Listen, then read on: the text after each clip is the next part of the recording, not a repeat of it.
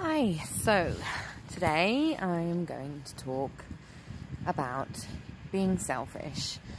I'm not meaning the narcissistic, kind of greedy selfishness that I have experienced way too much of recently. I am talking about the I have to look after myself before I can look after anyone else kind of selfishness. Do you know what? It has taken me getting cancer to learn this lesson. Why? Why did I have to get cancer in order to realise that actually looking after myself isn't a bad thing? I had always put, family, friends, my kids first before me.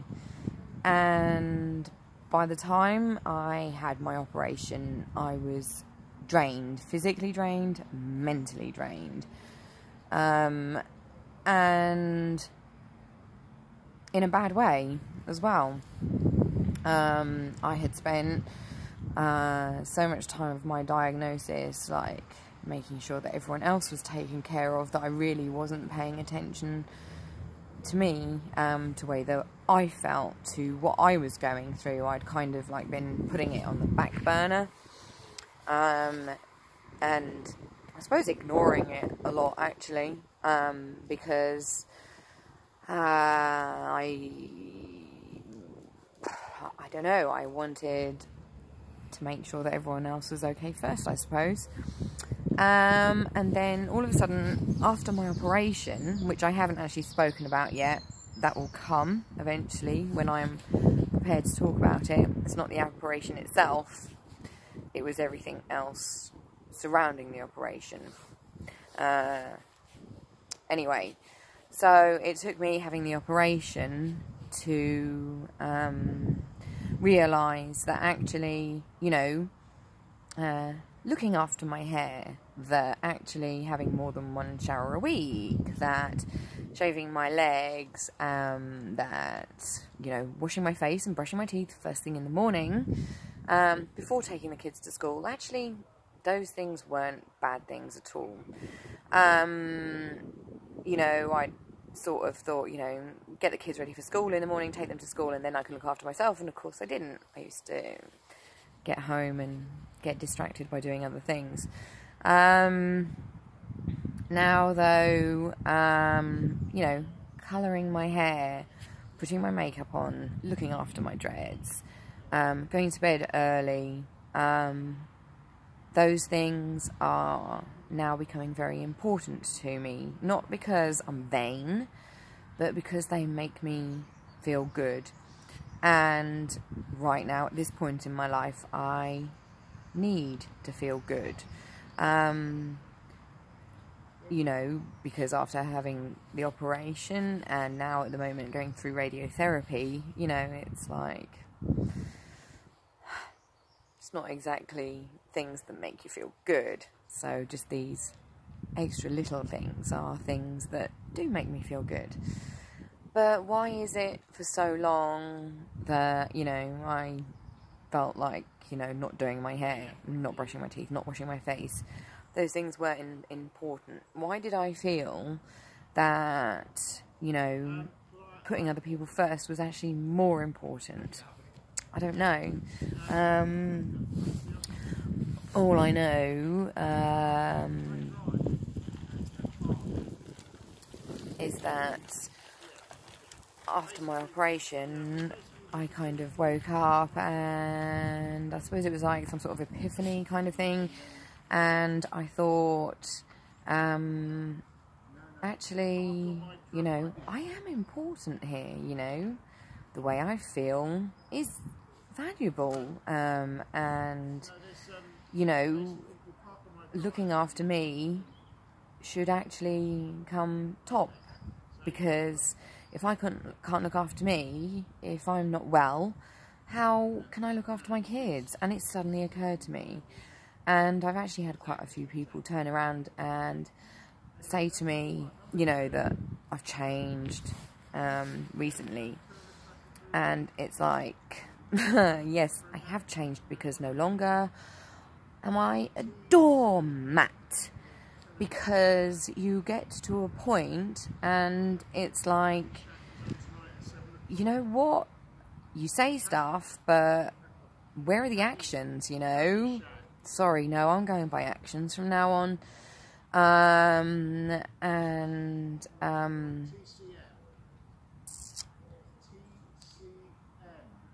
Yeah, I don't want people to walk all over me anymore, I'm a human being, for God's sake, I'm not a doormat. I'm not here for you to wipe your feet all over me. I do mean something. I have opinions, and no, I don't think that my opinions are the right ones, not by any stretch of the imagination, but they're the right ones for me. And if I want to change my opinion, then I can ask for other people's opinions, and I can do research and everything like that to find out if changing my opinion would be the way forward. So, I'm not here to be pushed around. I like the music that I am into, and I like the artwork that I am into. And, if you don't share those values, that's fine. I've never criticised anyone for not having the same opinions and values as me. In fact, it's good to surround yourself with people that don't have the same values and opinions as yourself, because then you can have great discussions and great talks, and that's what makes us such wonderful human beings, the fact that we are also independent and unique. But when you sit there and you tell me, that my behaviour is different and it's wrong, and when you sit there and say that, because it's not fitting into your little box, well, tough. I don't have little boxes that I feel that I should be fitting into. Especially not anymore. I might live for the next 5 years. I might live for the next 50 years. Do you think that I want to spend the rest of my time in accordance with other people's way of lives and other people's values? No, actually I don't. I want to do it my way. And as long as I'm not hurting children or people in the process, then what does it matter? Yeah, so becoming this way has actually been a shock for some people, because I think, I've spent so long being a doormat, letting people push me around, and all of a sudden I'm saying, nope, that's not me. That actually has never been me. It's just that I've never really had the confidence to stand up against you like I am now.